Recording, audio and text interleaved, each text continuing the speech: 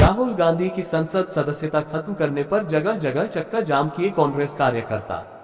बिलासपुर जिला के main road city में राहुल गांधी की संसदीय सदस्यता समाप्त किए जाने के बाद अब पूरे देश में विरोध के स्वर उठने लगे हैं।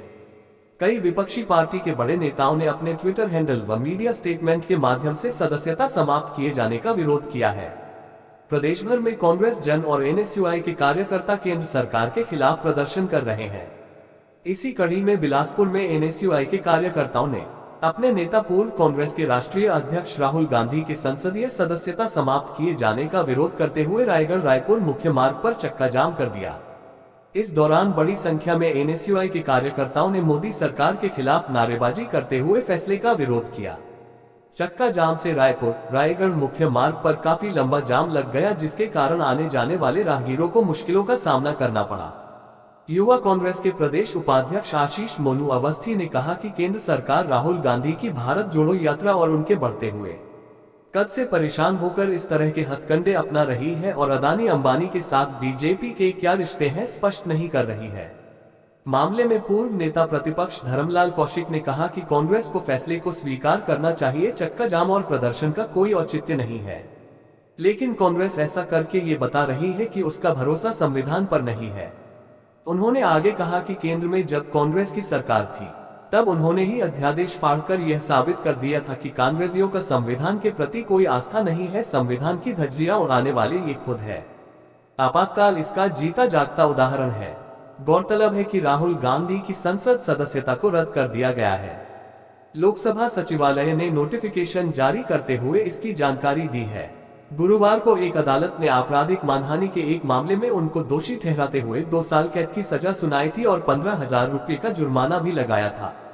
हालांकि मामले की सुनवाई के दौरान ही कोर्ट ने उन्हें जमानत दे दी थी। आइए पूर्व नेता प्रतिपक्ष बिल्हा विधायक धर्मलाल कौशिक और आशीष मोनू अवस्थी प्रदेश उपाध्यक्ष युवा कांग्रेस क्या कुछ कहते हैं, जानते हैं उन्हीं से। देखिए फर्स्ट छत्तीसगढ़ से ब्यूरो रिपोर्ट। देखिए, इसमें मुझे लगता है कि ना चक्का जाम की ज़रूरत है ना प्रदर्शन की ज़रूरत है। जब कांग्रेस की ही सरकार थी तो कांग्रेस के सरकार के द्वारा ही उनके द्वारा अध्यादेश को फाड़ा गया था और सुप्रीम कोर्ट का जो निर्णय आया कि 2 साल या 2 साल के ऊपर की जो सज़ा होगी तो उस पर सदस्यता उनकी समाप्त हो जाएगी। इस पे किसी के ऊपर आरोप लगाना बेकार है।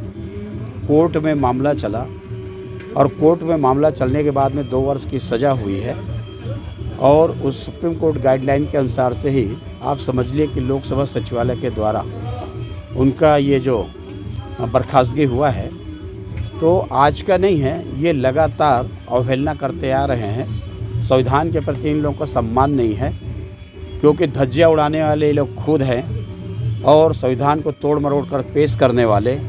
आपातकाल उसका उदाहरण है।